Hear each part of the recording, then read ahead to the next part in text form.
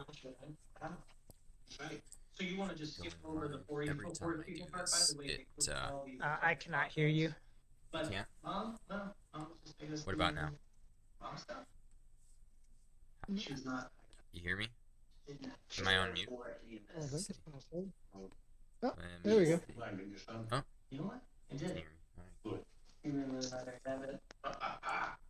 Alright, well, welcome back to the pack, guys, and welcome to week 61 of the Arena Watch podcast. We just got done with week 60. That was another special kind of rewards tournament style arena week. Weights were, a standard form of weights with no sort of bonus. We just got, gold, codexes, irises, and a single orb. So that was pretty nice. How'd we do for that one? I think it's on my side because I can hear it sometimes. Oh no, it's just my signal. Okay. Well, in the meantime, I have not finished my last 3 matches. I haven't finished my last 3 matches, but I do have a bot lined up, and then 2 more to go after that. So there's a good chance that I have another perfect week. So I'm doing pretty well for week 60 here. What about you, Celery? Yeah, I did pretty well. I made it through 5 days perfect, and then last night, in apparently a prelude of what was to come, I got the disconnect glitch, and so I got a 0 for 1 match, and then I ended up losing 8 points on the very last match as well. So I was down 136. Oh, okay. So this, for those of you who don't know, we also had a disconnect happen during Guild v Guild Arena, but looks like it happened to Celery twice in the same day, basically. Or was it same week? You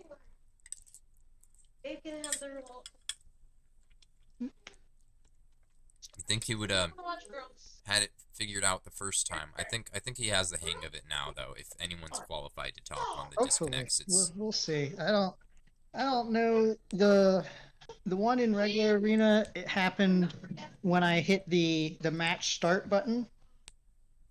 The leadership skills started, and then the game crashed.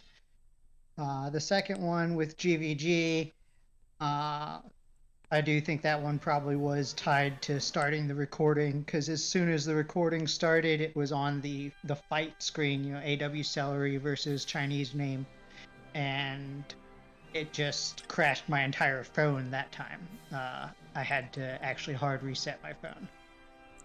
Wow. So, I don't even know if Starbucks would help with that. If your phone crashed, then too much of your RAM was being utilized or something.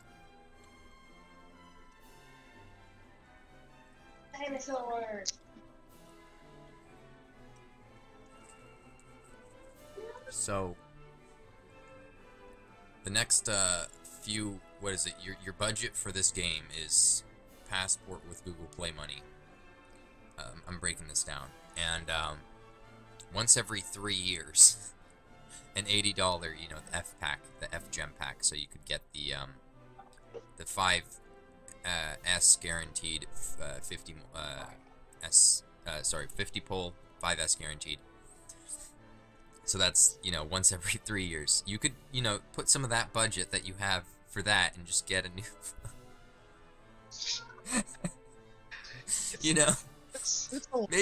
maybe in 9 years you'll get something decent. Yeah. I'm joking. Yeah. Celery's doing all right for himself. He knows how to handle his money. That's what it is. So Guild v Guild, though, we had quite an interesting showing for that, didn't we? despite the disconnect, despite everything. Yeah, it was. Yeah, it kind of worked out. You know,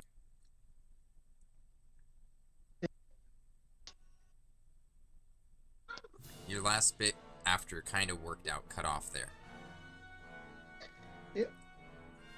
yeah, it was much. You could have scripted it better because Starfall. Well, in case anyone doesn't know, hasn't been on any of the Discords, we got into Masters League with Starfall, so we got our much anticipated rematch. And Starfall apparently had a member that wasn't able to dedicate enough time to Arena and autoed their way to a loss,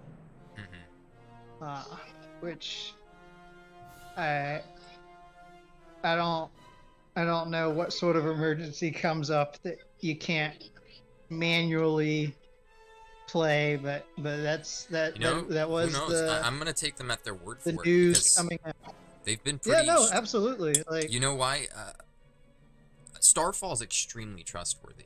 I don't know why, but their track record has been very fair. I'm being honest. I say I don't know what sort of emergency comes up that you're only able to hit auto. I was saying it more for the viewers. That was the viewers might the call information it we into doubt. got. Because no, Starfall is extremely honest, straightforward, and pretty much we were on the same page with the last Guild v Guild tournament against each other and this one. We're exactly on the same page. So chance odds. That led to us having a pretty solid lead going into my match when I got the disconnect. And that cut it back to a very tight match. And then our third to last match was very difficult, and we probably did make some misplays, making it a little bit more difficult than it needed to be. But that cut our lead to just 15 points. So the last two matches were very high stakes and really amped up the drama for the whole guild. Watching with bated breath, a really great ending. The rematch, the sequel of AW versus Starfall, and I personally liked that we had Atlas as our last member because it's the oh my goodness, the logical tale of holding up the heavens. That was the he's also the like one image of our I had as he's players finishing the 20th match. Yeah, absolutely, one of our does top everything. players, so. Atlas does everything. Great job. Offense, defense. He has a decent box. He does his own math. he literally checks every box. Yeah. Every box. The guy's phenomenal. So. And also, of course, I do see the chat. Congratulations to Aces and Seb, who had fantastic showings in their first GVG tournament as part of Arena Watch. So we definitely appreciate you guys showing up and helping us out. Proving, doing great work for the guild. So yeah. Yep, great additions to the team. Thank you. Great addition. Yeah, Sharkai's been killing. I gave him a hard time. I don't want to give my reasons or explanation as to what happened. I gave him a really hard time. I do apologize about that. That was really bad. I had a bad brain fog moment, and afterwards I was thinking the math in my head, and I was like, oh shit. I know, because I've corrected Sharkai on occasion before, like multiple times in a row, but he never. A lot of coaching. He never dragged it on for like 30, 40 minutes like I did. Yeah. So I do apologize for that. That was a little embarrassing. Yeah. Yeah, but he was a big help, especially since I was work for last night. So it's always, or it's really good to see the guild as a whole stepping up into the coaching role. It's not just one or two of us. There's a good group of coaches who are all very, very highly. So. Do we have a screenshot of the final score between AW and Starfall that isn't the score afterward, like the day of when you look at the regular page? Because the artwork here is not that nice, and it doesn't really show it as well as if like the verses here, where it says, you know, Arena Watch versus Starfall. That would have been nice. I wanted a screenshot of that. I'm gonna use that probably as the thumbnail. If anybody has one, send it my way. But yeah, it was pretty crazy, and it came pretty close. If that guy, and I completely trust Starfall at this point, like their assessment, very straightforward, very accurate. They said Arena Watch had the best offense. They said, you know, and they've been saying that since first Guild Week of the tournament, and they've been saying, you know, TWR, we trust them on that they have a pretty decent defense. So yeah, they were pretty straightforward about getting paralyzed. They're straightforward about, well, we were straightforward about us getting crit on Atlas last time, and I think we have the receipts for that. But sup, Shark Eye? You missed my my very public apology to you for giving you a hard time yesterday. I was in my different foggy brain. You'll have to go back and watch that later. But yeah, we did pretty well, and I trust Starfall. So I don't know what happened. I don't know how China is. Maybe, you know, they have that 90, even though, you know, you can't probably play a game like this anyways. Maybe someone is not an adult.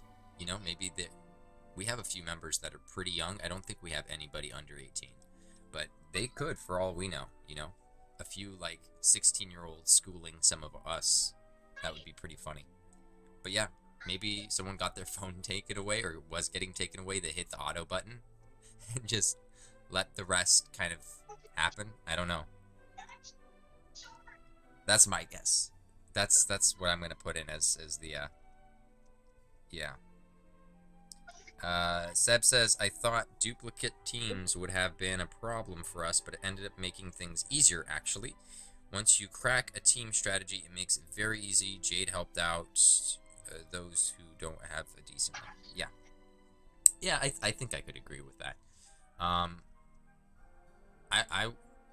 don't know, because at the same time, that's like Starfall's greatest strength, and they probably can't stray too far away from that. There's this kind of strong sense of a collective, you know, and they all kind of doing something similar, which makes them very powerful. You know, they all fall in line, which, you know, you sometimes need for something like a guild situation, hiding their profiles and whatnot. They're pretty straightforward, you know, all on the same time zone.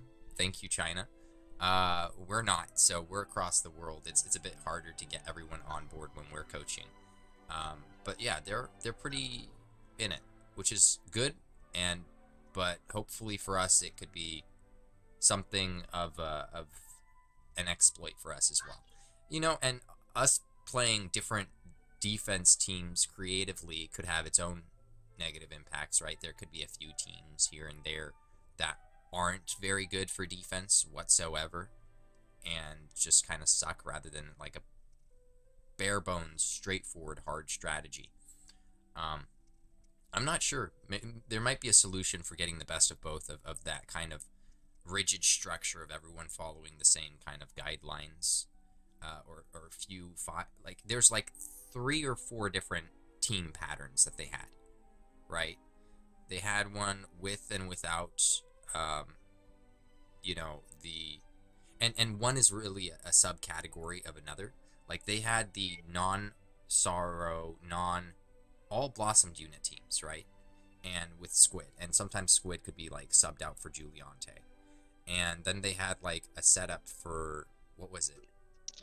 Rapthorn, Sorrow, 2 cover tanks, one of which was like Leary and the others usually like Rose Garden or something. It was usually Rose Garden and another cover tank. It didn't always have to be Leary Loud, but something like that. Sometimes it was Leary and not Rose Garden, but another cover tank. I guess if they couldn't make the weight. But yeah, they had a few different variations. They had a few, like, literally probably a couple of teams, 1 or 2 or 3 maybe, that had the new unit. What's his name? The damage reduction. Triple.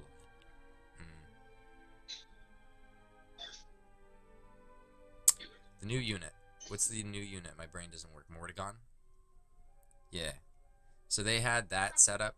And they're all pretty... They had a few variations. So it's not like everything was completely the same. But when you fought one, you could kind of figure out the other in a sense.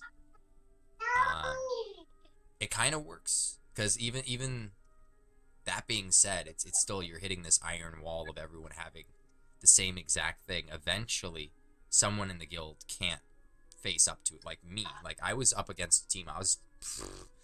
I definitely won't do that again. We'll have to come up with a different strategy for pack. I barely scraped out a 145. That was a nightmare.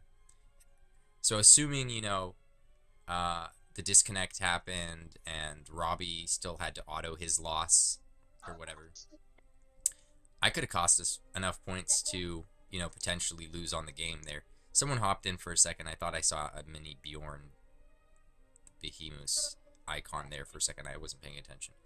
I think someone hopped in. But, yeah. So, just a few little chinks in the armor. I think we could iron out the details for Guild v Guild in a bit. But here's the current map. And sorry to everyone that was like, why is the map just getting, you know, uploaded last minute? It was Frostborn, you think? Okay. I'm having trouble with the Arena Maps server. So, Starry Night was week 64 of JP, and we got it week 60. So we jumped from 59, basically, to 64. And this current week that you're also seeing up is not 61, 2, or 3. It's also 65. So they've just... Looks like... I don't know if this is going to be permanent, but they've skipped 61... Well, technically already 60. So they've skipped 60 through 63. And that's what I'm assuming that they're going to never bring back. Maybe. Because we're so far ahead that I don't expect them to. And this is a huge complaint that I had with Malcolm, is just run 2 weeks at the same time. If we are that far ahead. They cut out... Yeah, exactly. They cut out a whole month. If we are that far ahead, please, just run 2 weeks at the same time like you did Auto Week with the heroes. Auto and heroes, you did... I can't remember, it was week 32, 26, something, way back when we had heroes and Auto Week at the same time. Do that, please. Someone send that to Malcolm. I've submitted the complaint one too many times. Like, we're not waiting for JP on this one. This is literally just a global side fix. Like, we don't have to say it and then wait 4 to 6 months. You know, now it's 4 months because we're only 4 months ahead. We don't have to wait 4 months for it to hit global. Just, this is a global only problem. Just please, run those weeks. It's there. The data's there. It's already pre-programmed. Why not use it, you know? I promise you, like, I love Arena. People who watch Arena Watch probably like Arena or are just trying to get okay at it to pass because they suck or whatever in their mind.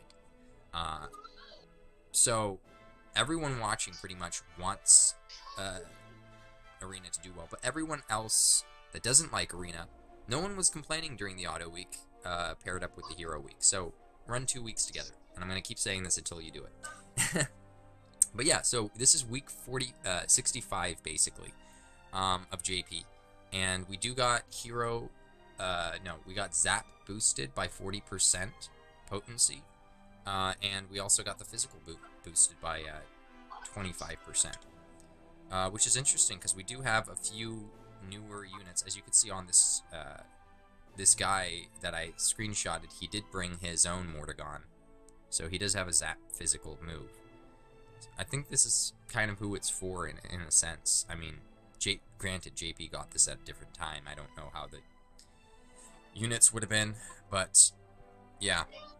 We're also getting, what are we getting this week? Sagittar?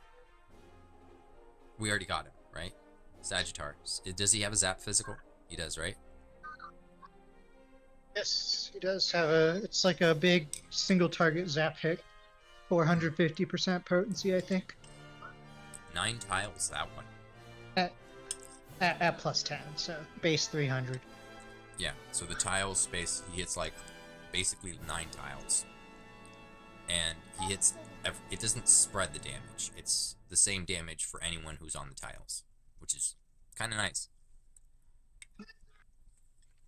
But yeah. You talking about Mortagon? No, I'm talking about, I am talking about Sagittar. Sagittar does hit 9 tiles, doesn't he? 1, 3, 5. With his zap attack? Doesn't he? 1, 3, 5. I think his zap attack is just single target. His big 9 tile attack is black and blues. That one's neutral typeless damage, I'm pretty sure. Typeless? Okay. Unless they're both hit 9 tiles. No. No, it's just that one ability that Sagittar has. Bianca's getting something similar.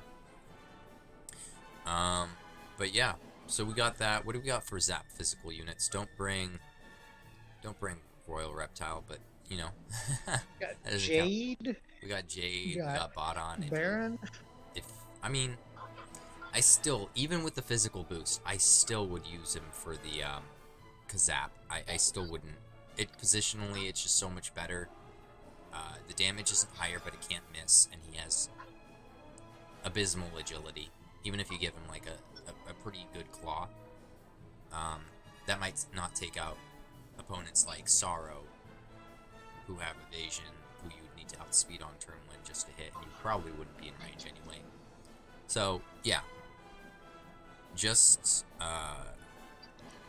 it's typeless and a whoosh 9 tile attack. Okay, so he has a whoosh attack for the 9 tile. Sagittar does.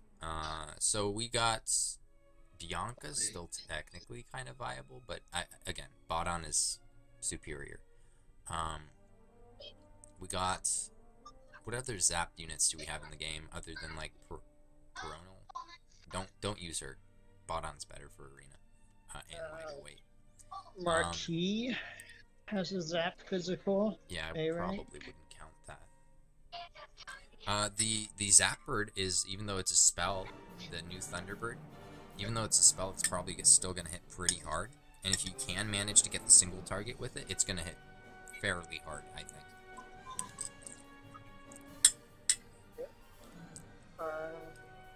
You could bring Gas Baggin.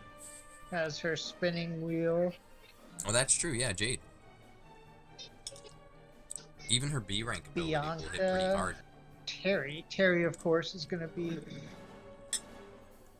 one of the strongest, as long as you can keep him alive.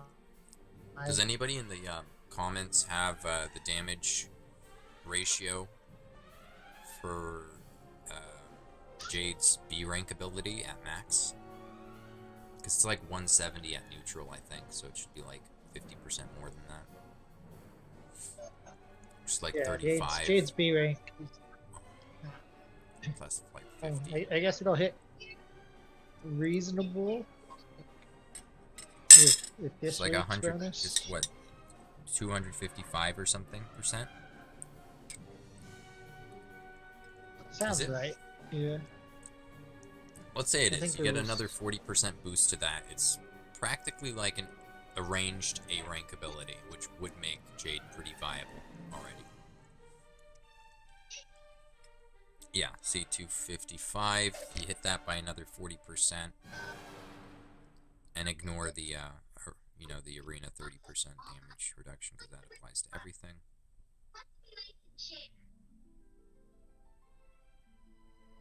So like 357% at max. That's kind of like a A rank ability for elemental.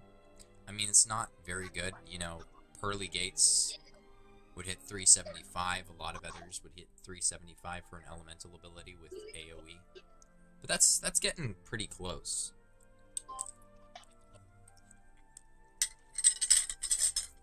And that should improve her turn 1 pretty immensely, I think. So yeah. Let's read back in the comments. Don't tell me how to play. Don't get critted by the AI's RR, I guess. Okay. Yeah. Alright, so we got Bodon, we got the Zap Bird, we got Jade, Bianca. There's a few other Zap units that I'm just ignoring. Mordegon, I still wouldn't use Mordegon. He just, on defense, that's fine. But I mean, offense, the dude's just gonna miss. Even with, like, the best claw in the game.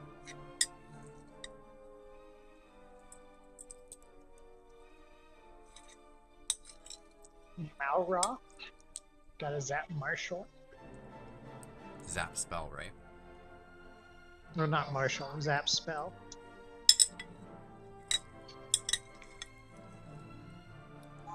Do we have any other Zap spell, martial, physical? Oh, my KSS has Zapple. Just, you know, when he's hitting heavy resistance. Or when he's in a weird position and can't hop on someone, he needs to Zapple because he's constrained by space. Purvis has Zap. He's just hard to use right now. Is he getting his blooms? But Malroth comes first, but he should be getting his. Yeah, Dai has the Q on turn 2 with his 2 range. Oh, that's on turn 2? Yeah, on turn 2. Q's on turn 2 are so nice. Sorry. Alright. And who do we have for Zap Res as far as units are concerned?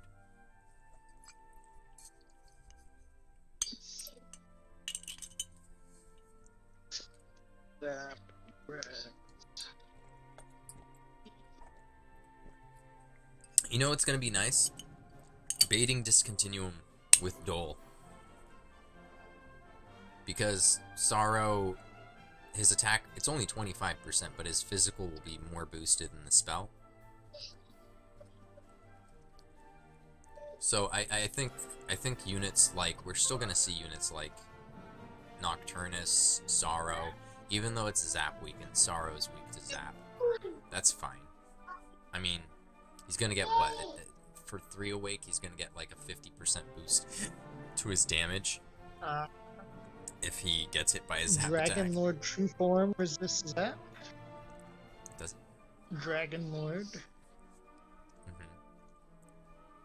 Nocturnus. Demon King, Orgo Dunir, Vera, Nocturnus, Bones of Baramos, Rapthorn, Druid, Halloween Doran Grey for Nocturne, Dragonoid Baron, Mordegon. So Mordegon both does and resists Zap.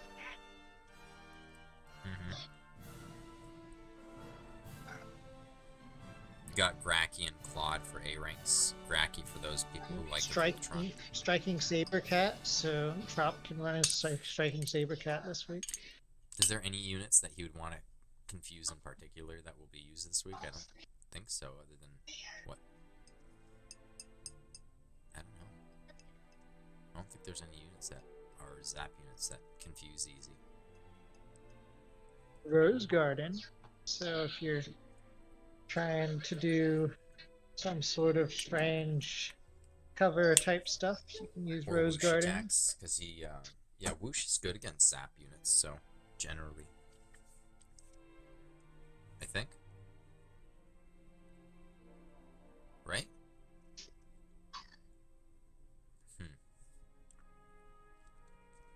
We got Bianca is weak to Whoosh, I believe. And Zam? I don't know. Marquis is weak to Whoosh and Zam. What other units? Bodon is weak to Whoosh and something else. Whoosh and... I don't know. I know it's not Bane. Sizz? No. Honorable mention to the ghost. Yeah, you could definitely vendor Ghost because he has Zam, and Zam's going to be pretty decent this week. Zam and Whoosh, and of course Zap will all be pretty decent this week. So resistances to any of those are pretty good. Yeah, I still think we're going to see a lot of Sorrow. We got what, 240 weight. What are we going to see? What's a good permutation here?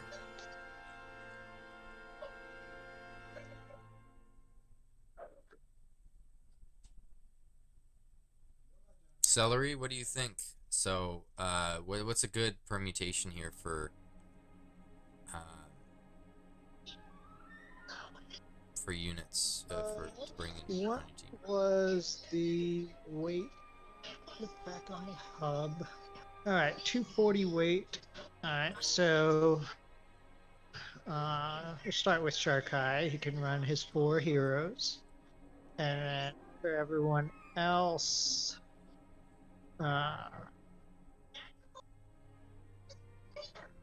You could do a Sorrow or any other 65 weight unit. 350 weight, and you want to start that around with Damsel Eye. Then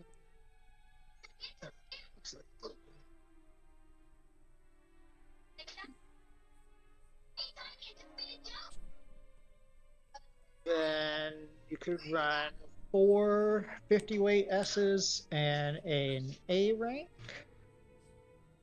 Run 2 65 weights, 2 50 weights, and an E rank, or 50 weight and a hero. So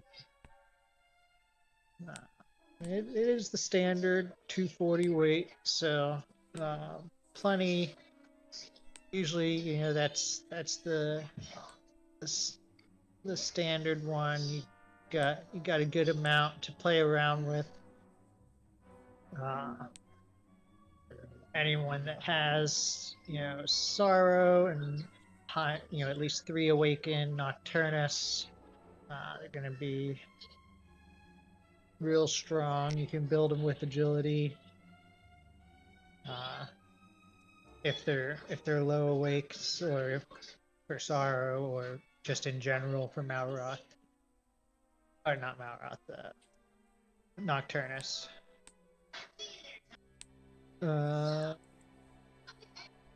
Yep, and you know, like they were saying in the chat, you know, Dragon Lord True Form and Dragon Lord are both pretty solid options if you're facing decent amount of zap damage. Duel,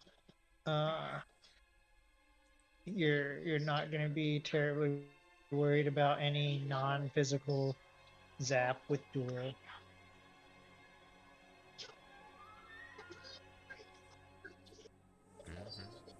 And what do we think about this map?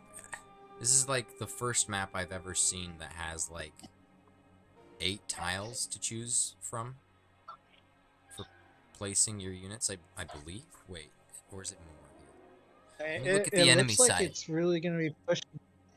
Yeah. Oh. It looks like it's really pushing you to use those U shapes, which are generally if you really look at good for. If you look at the enemy side, they have a unit here that's weak to paralysis, I think, and it it's a little bit cut off on the edges here, so there is a little bit of placement space probably to the right. 2 tiles right of where the Silvopithecus is standing. There's probably a placement there, so I think I got that wrong. There's a few more tiles to stand on, but there's a lot of U shapes here, and it's pretty intimate. Like the sides are fairly close to each other. There really are only 2 tiles that I could see. There might be more on the sides. I don't know where KSS can't reach, I guess. And then again, he technically can. If he's standing where RR is standing, he might be able to hit that back tile if there isn't Thunderbird. If Thunderbird wasn't where Thunderbird was, KSS technically could be where RR is and jump past Silvopithecus, hit that spot, and hit that far back tile.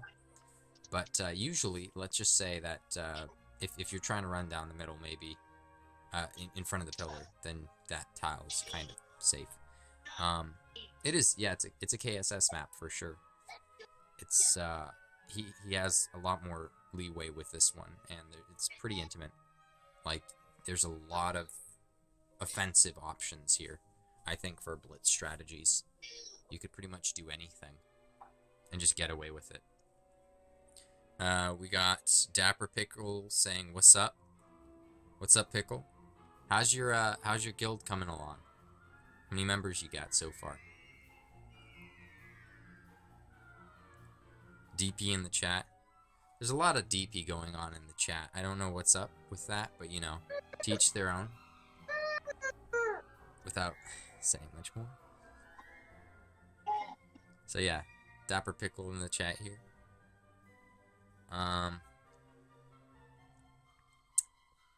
Yeah, so I don't know. This stage looks nice. The physical looks nice. You could almost ignore the zap bonus and just, if you want, you could run physical units. We have so many fast ones now.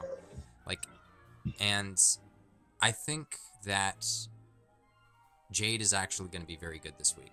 If you put Jade where Silvopithecus is, and she does use her whoosh attack, she could reach practically every tile but that very last one.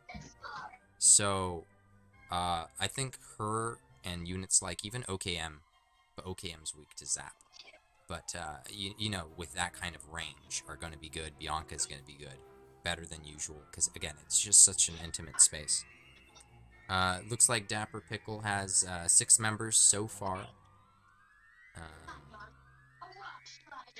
It's a bit much, I think, for his purposes. He doesn't need 6 members. He's, you know, he's plenty sufficient on his own.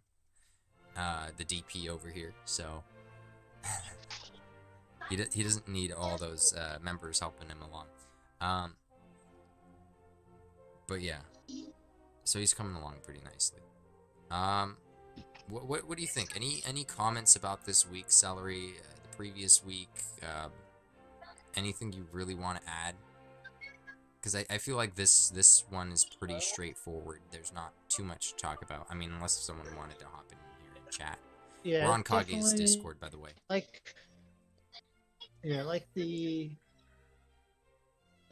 the comment. You know, anytime there's a column, really anytime there's an array just about its KSS map, but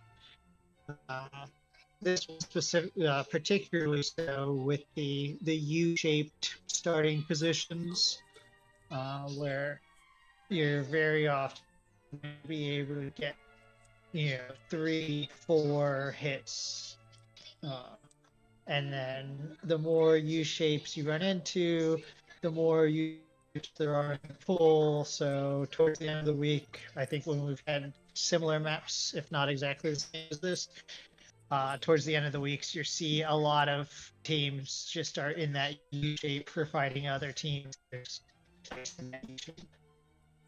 I think as far as defensive teams go, KSS and Archdemon would be bad. But if you're trying to rush them and they don't have like heavy resistance to what you're throwing at them, I think it's fine. the only problem really with this is the zap boost. So if you don't kill them, you know, KSS or Archdemon could be a problem. Whereas 4-range units, single target, like Bianca, sorry, not Bianca, Veronica could probably be nice here. Like, because there's going to be a lot of Zam weakness here. I mean, just with that RR you see out there. I mean, they're not bringing RR, but there's going to be other units they bring that are weak to zap. So, a lot of options. Bodon's weak to zap. So you could probably stand behind the pillar and hit him. So that's going to be my single target pick is for sure going to be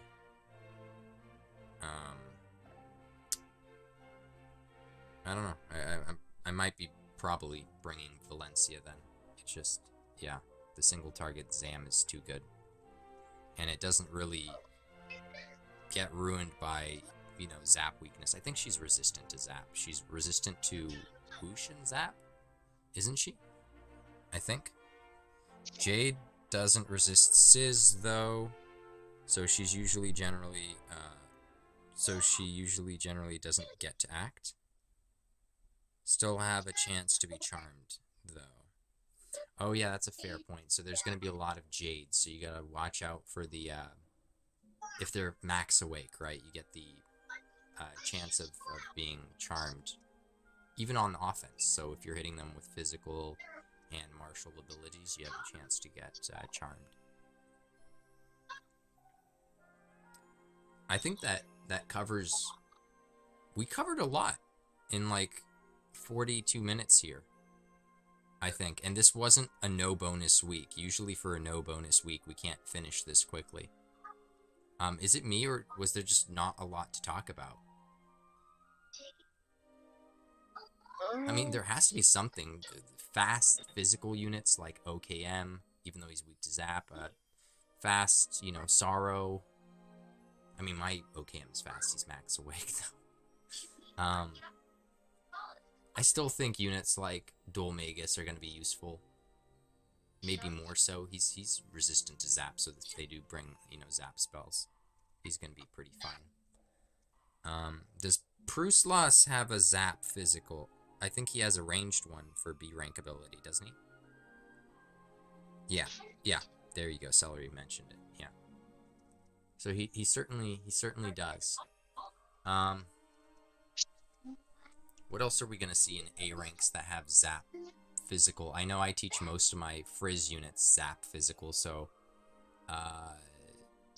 I think my Red Robin Hood has a zap physical, and so does my Hellion. I mean, I haven't used Hellion in a long time, but like, oh my gosh, for a 4-move unit, Red Robin Hood is a better Frizz physical 4-move.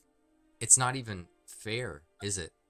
Like, whatever bloom they give Hellion, it's not gonna be that. You know what I mean? It's not gonna be topping Red Robin Hood, I think. Oh, there's the Bodkin Boyer. He's a ranged A rank unit with the zap physical. Yeah. It's there. It's an option, certainly. It's still a B rank, and it's a B rank multi-hit, which means it has mischance. Okay. It's been a while since Bodkin was really usable in Arena back in the Zoma Umbra days. Have you ever bothered using your Gasbagon? I know he has that Zap Ball, Thunder Ball, or whatever it is. Single target should hit a lot harder than most of the other B rank breath abilities. What was that? Gasbagon with his Thunderball attack. It's single target. Gasbagon is a... Yeah, he's kind of interesting. He's also on the weak side. He's got that B plus as it's a single target breath, but it just doesn't hit very hard in this era of A rank units with A rank abilities. I think Pruslos is probably your best bet for an A rank zap damage, because even though it's a B rank ability, he at least does start with plus 2 stacks of attack. Mm-hmm. So you'd what, build him for And he's got agility that before 4 doing that, move or? as well on turn 1, so he's got 7 range, single target, or has the option of spinning with a cracker whack. So what? I think that's probably your best bet if you're looking at Zap on an A rank. And then we did mention, of course, the new Zap Bird, who brings a Zap multi-hit spell. There is the Silver Cape. Could He only find has some- 3 movement, but you know he could run in there and hit them pretty hard. Silver Cape. Silver Cape has a pretty solid 2-hit. What is it, like Thunder Falcon Slash? Yeah, it has like a 300% potency, something like that. But he only has 3 move on turn 1, and then his longer range move is a dash. It's a neutral. So like he has pretty awkward range for arena, I feel like. That's why we Because probably never see he's him get not- used, but he does have decent agility and Now- HP and attack. He's got some solid stats, but he just feels a little bit awkward to use for his Falcon Slash, Thunder Falcon Slash. What's up, Dranic. Dranik? We got Dranik in the chat. Dranik, I believe his guild was also looking for a few members that they were looking to possibly switch out at the end of the month. You know, after Guild v Guild tournaments, after the cash out of gems, hopefully, you know, for those members, it's a nice send-off. And for the remaining members, you know, so they don't get screwed either. I think that's what's happening. I don't know. Maybe they weren't following through with stam usage. Maybe they just quit the game. Who knows what happened there. Okay. Well, I think that covers it for this week. Was there anything else? Dapper brought up Cyber Slime is a Cyber Slime? Is that Zap Ultra Stomp that does about the same percentage damage as Ultra Stomp. I think it's a B rank move, so it's less than Ultra Stomp, but it can also hit the brilliant. But Cyber Slime has really low attack, which is crit chances. Oh yeah, this is 170% zap physical in an area, but it's a B rank ability. That's weird because Ultra Stomp, they messed up Ultra Stomp. They should just make Ultra Stomp a B rank ability, because the tomes that you're using to upgrade it, and this is not a bad ability. Electro Stamp is not a bad ability, because this is probably cheaper. You know, it costs half the price to rank this up compared to ranking up an A rank ability, right? Paralyzer. This is a great B rank unit. This is a solid B rank unit for this week, just this week. But I wouldn't spend. How much gold is it? Let me see. 8,000 this direction, a little less than 6,000 this direction, a little less than 6 this way, and a lot less than 6 this way. So yeah, let's say it's 5, 5, 5, and 8 or something. You know, 15 and 23,000 gold or something, just to give him his full blue.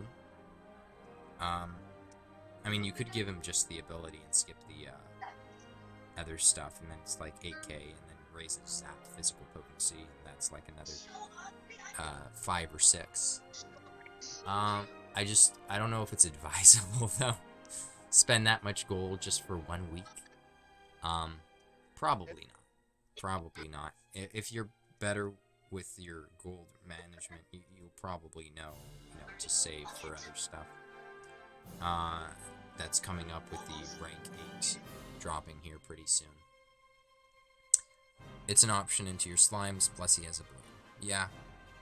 Yeah, it is. I mean, if you're a slime aficionado, I would say go for it. I don't know if I quite would say you have my blessing, but you have my blessing anyway. Alright, there you go.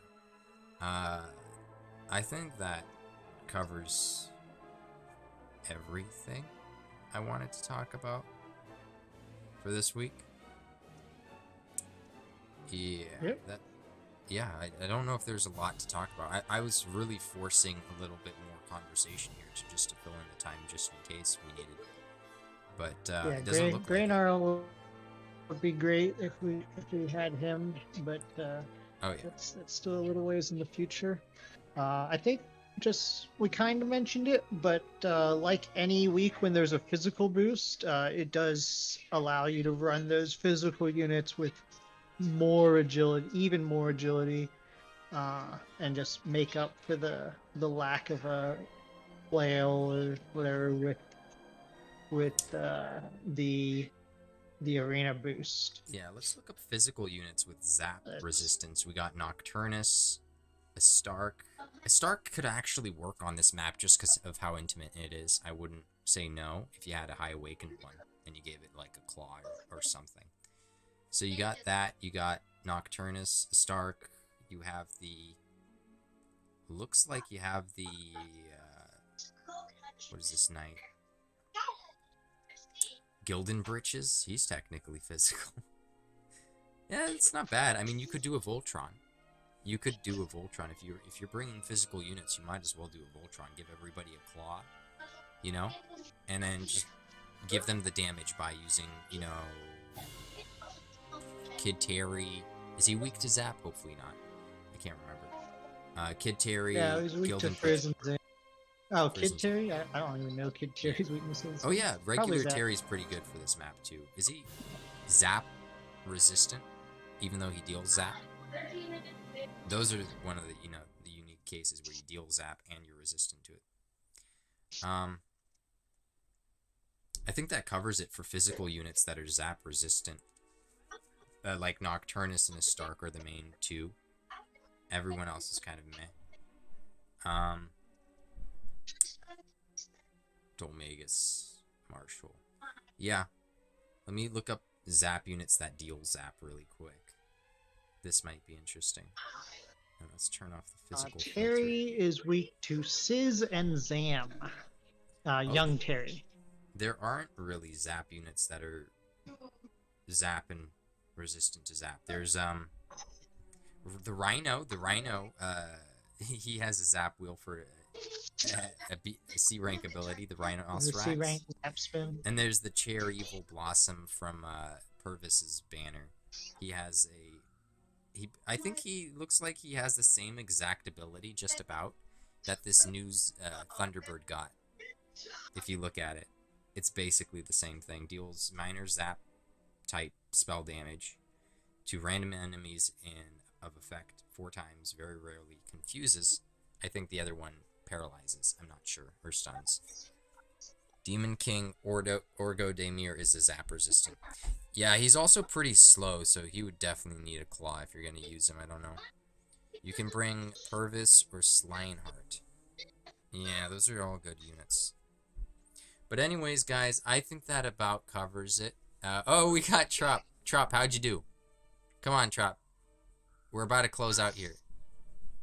I'm not going to talk over you, I promise. Just say something. Say something. Come on, say something.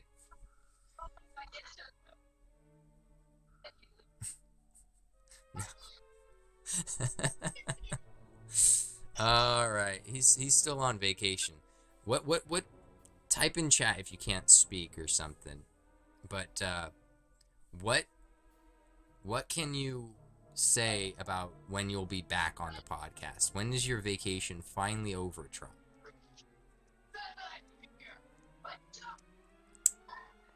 Don't speak if you're gonna, give us not speaking as a sign that you want to step down from Arena Watch. Okay, you heard it here first, folks. Trop is officially stepping down. from the Arena Watch. Anyways, guys, this has been the pack, and if you want to join the pack with the pack, go ahead and subscribe down below. If you like this video, then like this video. If you have something to say, write it down in the comments down below. If you want to support the Arena Watch podcast, go ahead and share. If you want to see more Arena Watch podcasts, hit that bell icon for notifications, guys, to see Twitch. Join Kage's gaming Discord server for all the best underground DQT conversations, and join my server for all the best DQT guides. Anyways, guys, this has been the pack. Probably going to stream the content sometime this week, and we're going to have some new stuff going on for the DQT guides. Anyways, pack signing out. Peace, guys.